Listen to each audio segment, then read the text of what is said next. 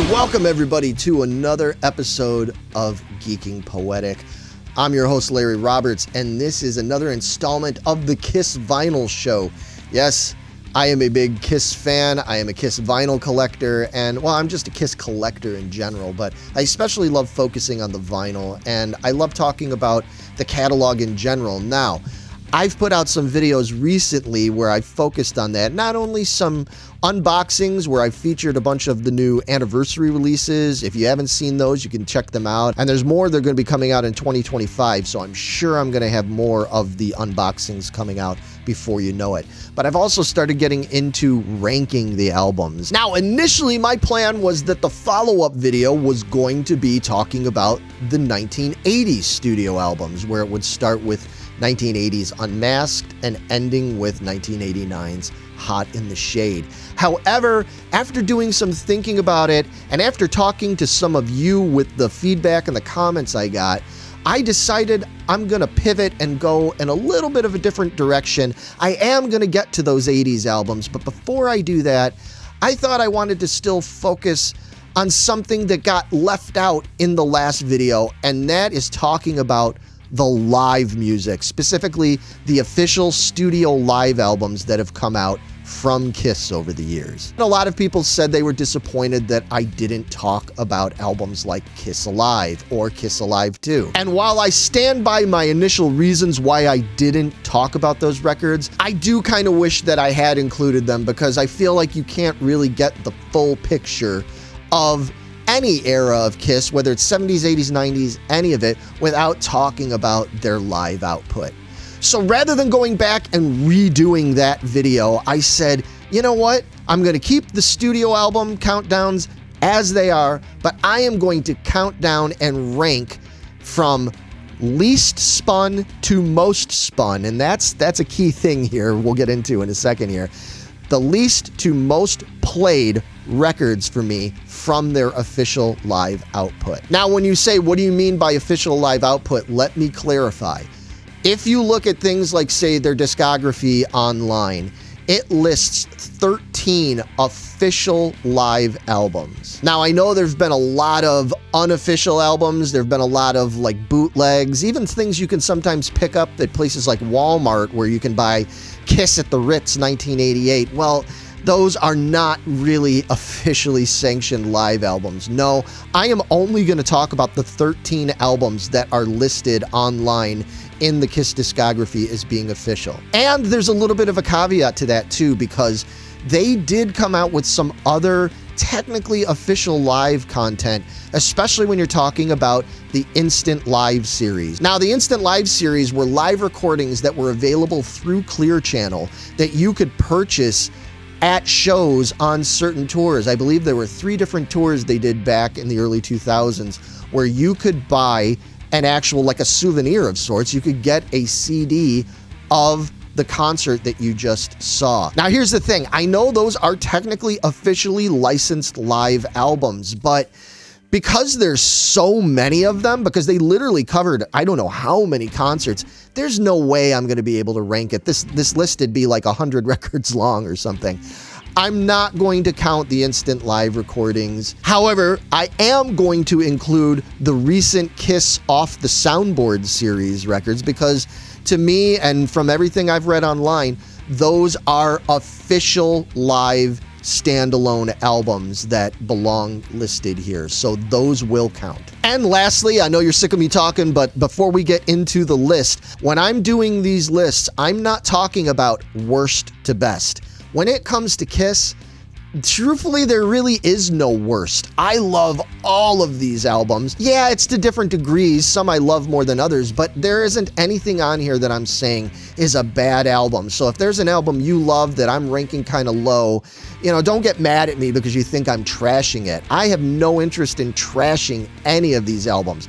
I simply look at these in terms of how often do I spin them? How often am I pulling this record off the shelf and playing it? And especially, how often am I playing it in its entirety? I'm not just putting on like 1 or 2 songs and then I'm taking it off. So that's the only way I can really fairly rank these, because I do love all of them so much, and that's the way this ranking works. And I encourage all of you at home, just like with the last videos, leave comments and let me know the way you rank these records. And, you know, don't just yell at me because we have different tastes. Everybody's got different tastes. We all found these records in different ways, and it's going to impact the way you rank them or how often you play them. I love to hear the stories behind why these records mean what they do to all of you out there. That's the main reason I'm doing this. It's for fun, and it's to talk about this because we all love Kiss. We love these records, and, you know, it's just fun to talk about and compare. So without any further ado, let's get into this list. Like I said, we've got 13 live albums we're going to rank, and we're going to start with it right now. For me, last place here, the one I don't spin that much, is Kiss Rocks Vegas. It's a cool memento of the time when Kiss had the residency in Las Vegas. I think it was back in 2016. And it's really nice because the vinyl comes with a DVD of the concert as well. This is a great memento from that era. And I love Eric Singer. I love Tommy Thayer. I'm not interested in arguing with anybody about it. I love all the lineups of Kiss. So we're just going to put that to rest right now. I love them all. It's a cool record to put on once in a while, but some of the tempos are a little weird on here, and you know, I'm not going to start harping on about Paul's voice. Paul sounds fine on here, but he doesn't sound quite as powerful on some of these songs as he does on some of the other live albums that I'm going to talk about here. So again, there's nothing wrong with this album. It's just not one I get very jazzed to listen to. It's also one of the more recent ones in my collection, so as time goes by, I might find myself pulling this one out a little bit more often to listen to, and maybe I will start to find a little bit more favor towards this one eventually, but as it stands right now, this is the one that I probably grabbed the least. And coming in at number 12, we're going to start talking about off the Soundboard vinyls. Now, if you're familiar with these, you know that these are pretty no frills. They come in these cardboard boxes like this. Kind of reminds me of Alice Cooper, Muscle of Love, if any Alice Cooper fans out there know what I'm talking about. You know, they're meant to be sort of like bootleggy, but these are official. These are put out officially by Kiss. One that I spin the least of the Off the Soundboard series is the Virginia Beach 2004. It's okay. Again, some of the tempos on some of the songs are really sluggish, and it just kind of gets on my nerves. I know Kiss went through a whole phase, especially in the 80s, where they were playing everything hyper fast, and that could be an opposite problem. But I don't know. Just some of these, I feel like this lineup hadn't quite gelled completely yet, and it's not the best recording I heard from this tour. Like I said, there are other versions, some of the instant lives and stuff that came out from around this period that I think are actually superior to this particular Virginia Beach concert. I'm not really knocking it. It's just one that I don't listen to that much. It doesn't have my favorite versions of some of these songs, and I'll play it once in a while, but some of the other ones just get spun way more than this one. Moving on to number 11, we have another one of the Off the Soundboard series. This one we're talking about Donington 1996. Yes, this comes from the reunion tour when they first got Peter and Ace back. And in that regard, this record does bring like a lot of nostalgia for me because I was so excited when the band got back together in 96. Again, some of the performances on this record is not the band necessarily at their peak. Even that reunion era, I've heard other recordings that I thought were a little bit better than this particular one, although this one sounds nicely, like it's mixed well and everything. And if you're into that era, if you're a big fan of that reunion era, then by all means, yeah, you should check out this record because it is cool. But yeah, again, we're just simply talking about how often do I play it. This one, I really haven't gone back and played it a whole lot. These Off the Soundboard recordings, just like with Kiss Rocks Vegas, these are all newer ones, so maybe I'm being a little unfair to them, I admit, because I haven't had as much time to go back and replay them, but just my gut feeling tells me that some of these I'm not probably going to be likely to play all that often. They're good. I'm happy to have them in my collection. I will revisit them from time to time, but yeah, right now this Donington one, I feel pretty good about it being at number 11. Coming in at number 10, we have Alive, the Millennium Concert. So this was an interesting one. I didn't get this record for quite a long time. I know it first came out as part of that Alive CD box set years back. You could hear it on CD, and then it wasn't until, I believe, when they did the 2014 vinyl reissues that you could finally get this in vinyl format. And it's really cool having it on vinyl. It's really a nice package, and it's a cool memento to think that it's from New Year's Eve 1999. It was an interesting time for the band. The Millennium Concert's a decent show, but again, it's not through and through. It's not a perfect listen by any stretch. It's fun to listen to once in a while. Again, I was really excited to get it on vinyl, but man, I'm sorry guys, this is just not one that I revisit all that often. I listened to it a bunch when it first came out on vinyl, and I, was excited to hear it then. But just in the years since then, it's kind of sat on the shelf. I haven't really played it all that much. So as such, it only makes number 10 for me. Coming in at number 9, this is a really interesting one, and this was a tough one for me to rank for a bunch of reasons. And this one I'm talking about at 9 is the Off the Soundboard series from Poughkeepsie, 1984. Yes, this is the release that they put out. I believe this is the most recent Off the Soundboard that they've done. This is featuring one of the only concerts that they did in full with Mark St. John on guitar.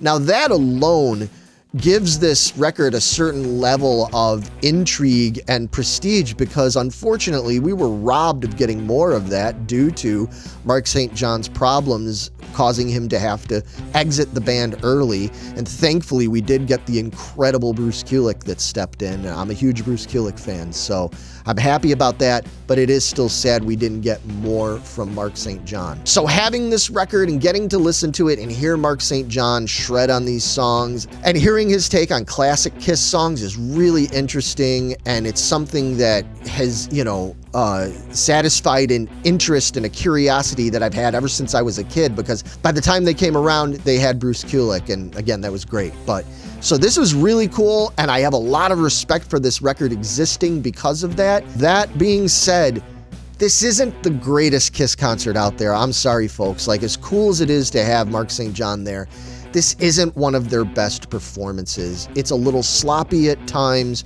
Paul is a little bit all over the place. Eric Carr is phenomenal on this recording, but there's other downsides. Because the recording is imperfect in and of itself, things like Young and Wasted gets cut off, and that's a shame, because we didn't get a whole lot of Eric vocal stuff released officially. And I love the way Eric sings Young and Wasted. I loved the way it sounded on the Animalized tour. So the fact that it isn't really here in its proper form is a shame. And it's all those things that caused this to be knocked down a few places, where otherwise I might have put this a little bit higher. But because it's a very imperfect record, although I'm glad it exists because of Mark St. John, rest in peace, but unfortunately I have to put this at number 9. So coming in at number 8, we have a very unique one in the bunch for a couple of different reasons. I hemmed and hawed about whether or not to even include this, but it is listed as part of the official live album discography. So we have You Wanted the Best, You Got the Best from 1996. Now the story goes with this record that Kiss wanted to have some new product to put out to coincide with the excitement around them reuniting and going out on this huge worldwide tour. And so they came out with this, which ended up being, it's basically like a greatest hits compilation of live material from the first 2 live albums, as well as some previously unreleased live material. Honestly, I should be throwing up quotations because these tracks are very clearly not not live. Especially the songs that are in question on here are Room Service, Two Timer, Let Me Know, and Take Me, as well as a live version of New York Groove from the 1980 Australian tour, which was an interesting choice for them to put on here. That was an actual live recording, and it was really cool to have that officially on here. I liked that. But the other songs, Take Me, Room Service, Two Timer, and Let Me Know, are very obviously doctored up. They've obviously been re-recorded. The vocals are all new. You can just tell if you know enough about the band and you've listened to them enough and you know about recording techniques. You could tell that they recorded it, and the people behind the scenes have come out and said, yeah, that's exactly what they did. The songs that they chose to do that for, Room Service, Two Timer, Let Me Know, and Take Me, I love those songs. Hearing them is awesome. And they sound good on here. It's not that they sound bad. They actually sound good, even with the canned live crowd noise that they put over it and everything. They sound really good. I don't know why they had to pretend to make it live. I would have been happy if they would have just simply said, these are new, re-recorded live in the studio with the 1996 reunion lineup. Just be honest about it, guys, because that would have been fine. But because they tried to do it with this weird fake live thing, it did hamper a little bit of the legacy of this album. And now I know there's some people that are going to say, yeah, well, you go and listen to Kiss Alive and Alive 2, and we now know that a lot of those songs aren't exactly live either.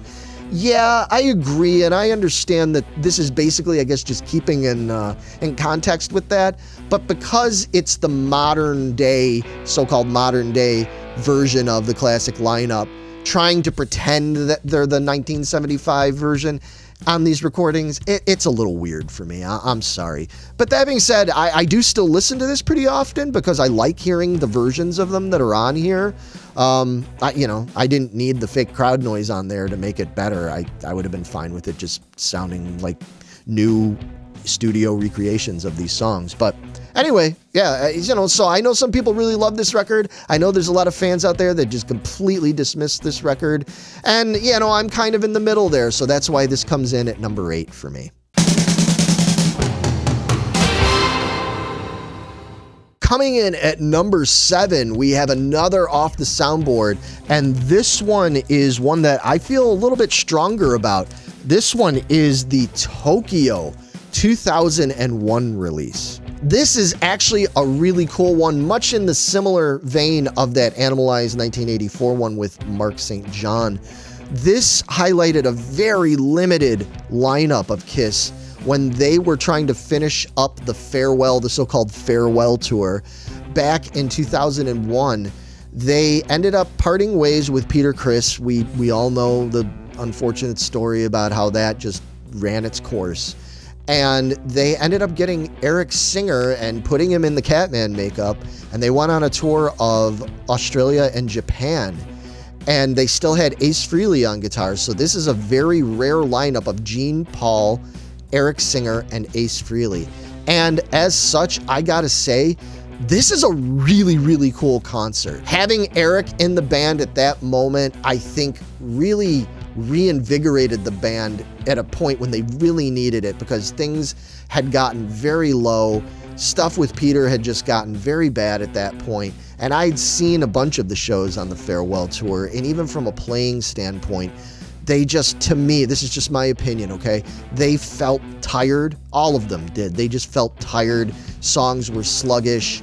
There was a lot of mistakes being made. I saw a show where they almost totally train wrecked on Calling Dr. Love, and that was disappointing to say the least. So clearly it was the end of the road for them, but they did still have to do these shows in Australia and Japan, and getting Eric Singer in the band seemed to be the ticket for making that work, and it worked really well. Plus, it was really cool because you got to hear songs like Talk to Me done live. That hadn't been done live since 1980 on the Australian tour, so getting Ace to do that again, that was really exciting. There's some really, really good stuff on here, and you can feel that the energy was just boosted back into this band, at least temporarily, with Ace and Eric Singer there. I thought they worked really well together, and it's cool that this record exists to represent that. This is one that I don't spin it a lot, but I do get in the vibe of wanting to hear this, and I do spin this one. And yeah, I was pretty excited when I found out they were coming out with this officially, so this is one I definitely recommend. And yeah, the Tokyo 2001 Soundboard one. It's a really cool one. If you haven't checked it out, give it a spin. Coming in at number 6, we have from 2003, we have Kiss Symphony Alive 4. Oh man, this is one of those records that I notice amongst the fan base seems to really be a love it or hate it one. I see some fans that say, oh, they love this record, especially the fans from down under, because that's where this was recorded and where this all happened. I've seen a lot of love for this show, and then I've seen other people who have just dismissed this and said, oh, you know, I didn't like that show at all.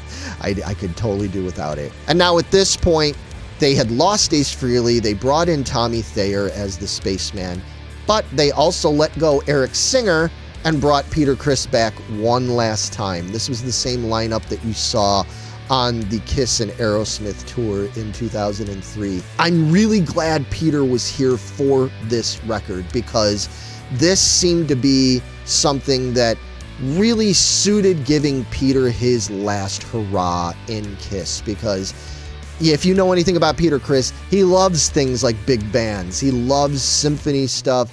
He loves being able to croon songs. We finally get versions of things like Beth with him singing with an actual string section, not just pre-recorded music behind him. That's super cool. Getting to hear some of the songs done that are done on here. We get rock songs just with the band. We get the band with the orchestra, and then we got the mini set thing with the acoustic band, kind of revisiting the whole Unplugged thing, but with strings included and all that. I love the variety on this. I love that there's songs on this record that you don't hear all the time. I think the version of Shandy that's on here is really good compared to the kind of sterile version that's on Unmasked. I know some people love it. I like it okay, but I really dig the version that's on this record. I think this was as best as we could hope of a send-off we would get for Peter Criss being part of Kiss. I really like his performance on here. He seemed like he was in good spirits when it happened, and yeah, it's good vibes to me, so this is my number 6. All right, we are now in the top 5, and coming in at number 5 for me is the last of the Off the Soundboard series, but for me, it's the one I'm the most excited about. It's the one that I have revisited the most frequently of all of them, and yes, of course, it features the original lineup, and it's recording from back then. It is Des Moines, 1977. Now, this actually comes from the Kiss Alive 2 tour. Kiss Alive 2 came out in November of 1977, and they were continuing. It's essentially a continuation of the Love Gun tour, but this is officially supposed to be in support of Alive 2. And while I wouldn't necessarily say that this obviously isn't as great to me as Kiss Alive 2 is for various reasons, this is a really, really good, bombastic, raw representation of the original lineup at probably their absolute peak as a band. The songs that are on this record are great. This is really the way it should be heard, because it's a more accurate representation of them live at the time, because it starts with I Stole Your Love, which is, I think, a great live show starter, especially from the original lineup. King of the Nighttime World. And then, of course, what it does have that Kiss Alive 2 doesn't have is it has this era of the band doing earlier songs. They didn't include any of those earlier songs on Kiss Alive 2. It's raw. I mean, this is essentially an officially released bootleg, so it's not anywhere near as polished and perfect sounding as things like Alive or Alive 2 or Alive 3. It's way more raw, but to me, this is such a great way to hear this original lineup. I really can't recommend this record enough. If you haven't picked up any of the Off the Soundboard recordings yet, at least get this one. It's totally worth it. If you're a fan of the original lineup, like I know many of you are, this is worth it. And coming in at number 4, for me, it is their early 90s representation, and we are talking about Kiss Alive 3. Now, Alive 3, this is a record that I really liked this when it first came out. I mean, obviously, this was recorded on the Revenge tour, and I love that lineup. I love Eric Singer. I love Bruce Kulick. Yeah, I think this is a great record. I admit that myself, and I think a lot of people at the time, dismissed it maybe a little bit when it first came out. It was enjoyable, but I feel like this record has really gained a lot of respect and momentum over the years with a lot of Kiss fans, and rightfully so. This is a great album, man. I really think that people, even if you tend to be more of a fan of the original lineup and stuff, I feel like there's a lot to still love on this record because, like I said, Eric Singer and Bruce Kulick just perform the old material in their own way, but they still do it wonderfully. I listen to this one a lot, and it's one that I actually have started to listen to more and more and more as the years go on. This could have almost even ranked higher than it did, but for right now, I feel pretty good about putting it at number 4. All the albums in the top 4 here are ones that I listen to just constantly.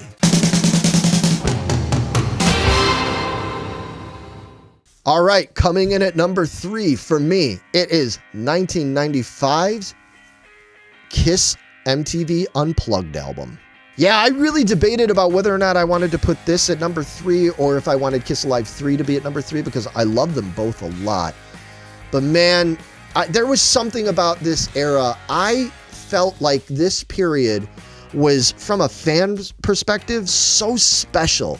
Kiss was out doing their convention tour, and as such, they were performing predominantly acoustically, and they were doing requests. They were playing deep tracks, some songs they had never done live before.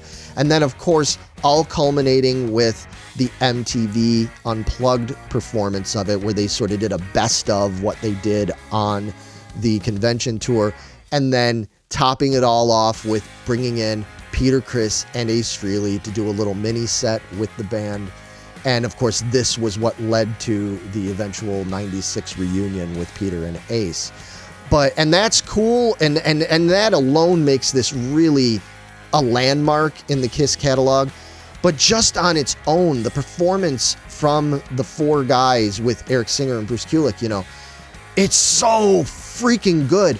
There are versions of songs now on this record that are actually like my preferred versions of these songs. Something like Comin' Home from the Hotter Than Hell album. That was always one of my favorite songs growing up from that album. But then I got this version with the acoustics, and I gotta tell you, this is now my favorite version of Comin' Home. I probably listen to this version more than I listen to the Hotter Than Hell version. I know some people are going to say that's blasphemous. I don't care. It's how I like it, It's just the way it is. I think they sound great. And they did Plaster Caster, Going Blind, Do You Love Me, Rock Bottom. They do the Sure Know Something on here. For those that don't care for the production of the Dynasty album, the version of Sure Know Something on here is stellar. It's really good. It gives that song a whole new kind of personality and vibe that I think suits it so well. It's a special album to me. It represents a time when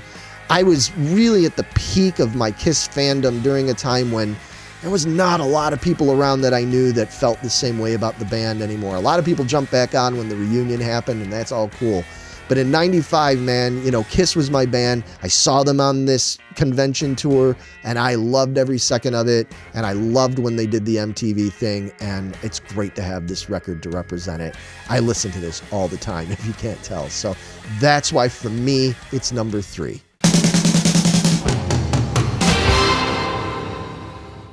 I really had to think about this one a lot, and here's where I came up with.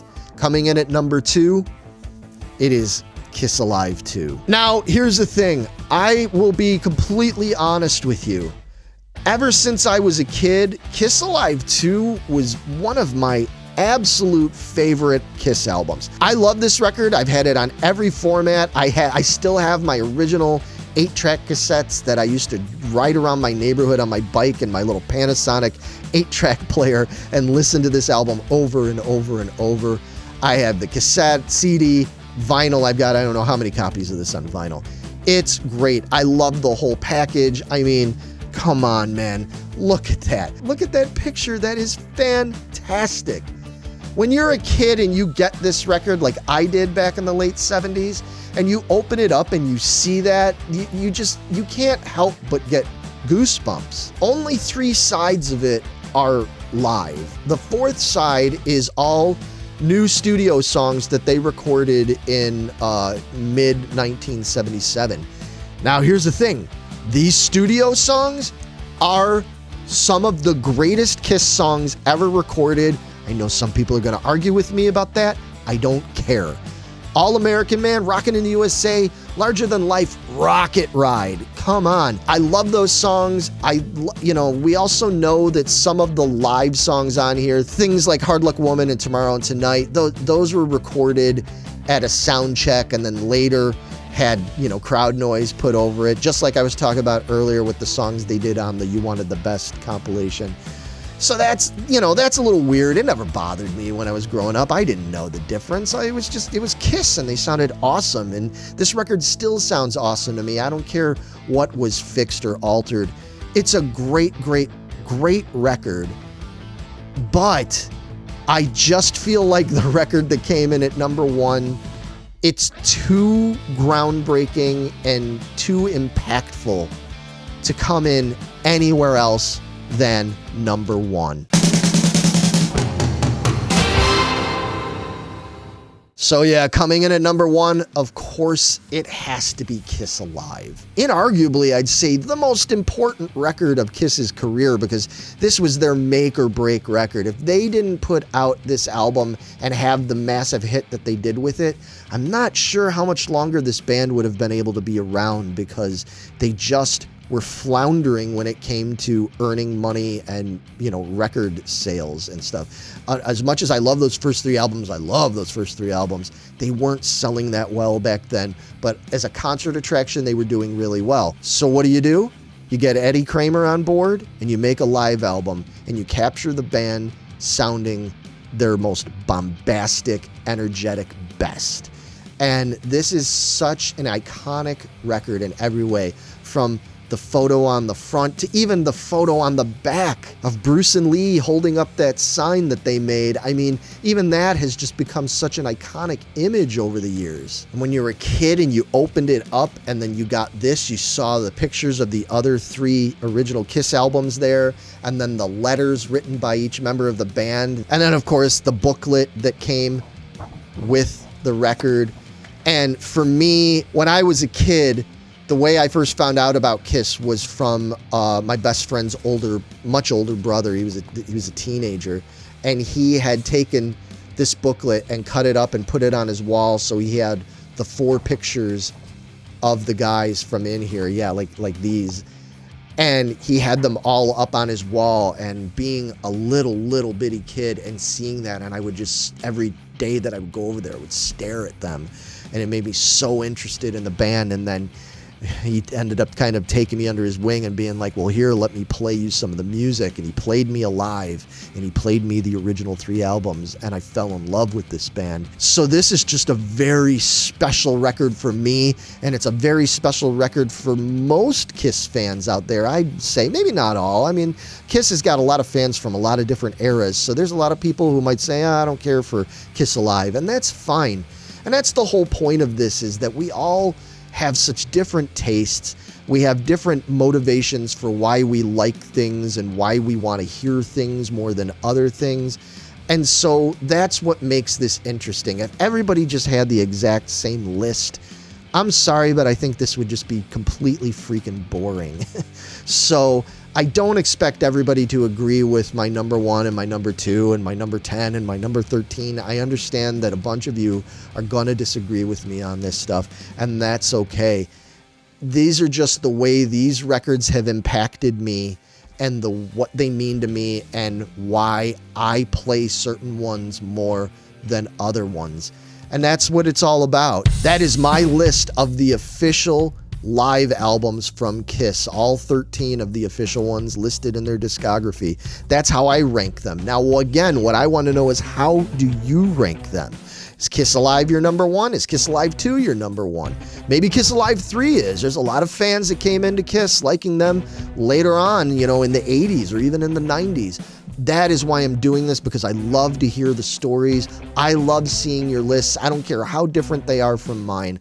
I want to know what you think. So leave your comments below. Like I said, please, if you can, like the video, share the video with other Kiss fans, and subscribe. Hit that bell so you'll know when I have new content coming out. I have a bunch more Kiss content that is planned and is on the table for being made here very soon. I'm also going to be doing some stuff that covers Thin Lizzy, Queen, Alice Cooper. I've got some cool stuff with Alice Cooper, maybe some unboxings, because these are all the bands that I love, and I'm only going to talk about the bands that I love, because that's what makes it fun for me. I don't hate these bands. I don't hate any of their eras. I don't hate any of their albums. I love them all, and that's what makes it fun and challenging for me to rank them and to discuss them with all of you. So until next time, go and spin your favorite Kiss records and let me know what they mean to you, and I will talk to you all soon. So take care, everybody.